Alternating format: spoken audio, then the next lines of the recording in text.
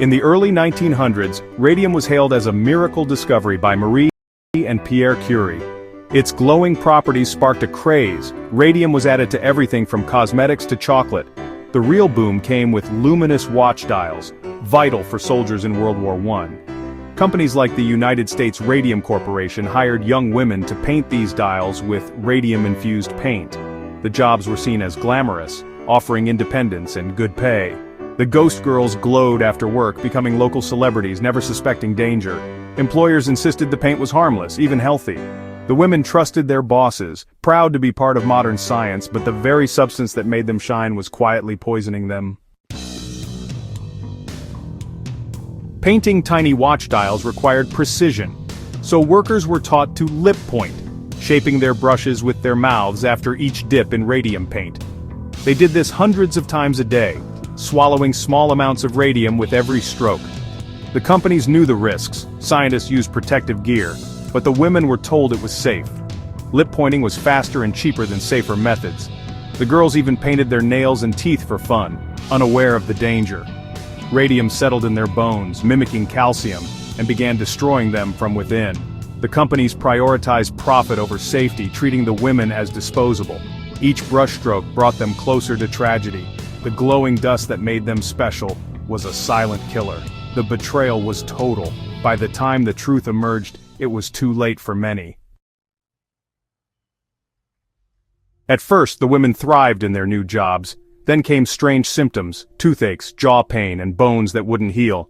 Radium jaw left their faces disfigured, their bodies breaking down. Tumors grew, bones shattered, and the women wasted away.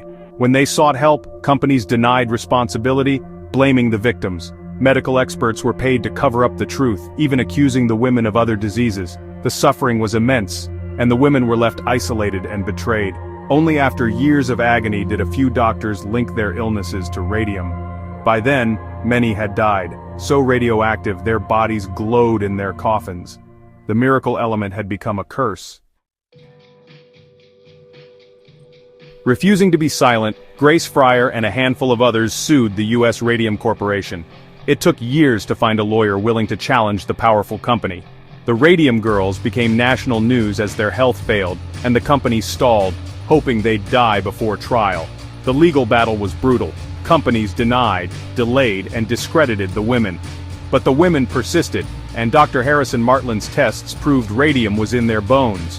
Public outrage forced a settlement compensation and medical care for the victims. The victory was bittersweet. Most didn't live long to see justice. But their courage exposed the truth and inspired others to fight. Their case forced the industry to confront the deadly reality of radium. The Radium Girls' fight changed history. Their legacy was just beginning. The Radium Girls' struggle transformed workplace safety forever. Their case led to new laws holding companies accountable for workers' health. OSHA and industrial hygiene standards grew from their tragedy. Their story proved ordinary people could demand justice from powerful corporations. The Radium Girls paid a terrible price, but their sacrifice protects millions today. Their courage is a beacon, reminding us to stay vigilant for workers' rights. They turned a symbol of betrayal into one of hope and change. Even now, their light guides us toward a safer, fairer world.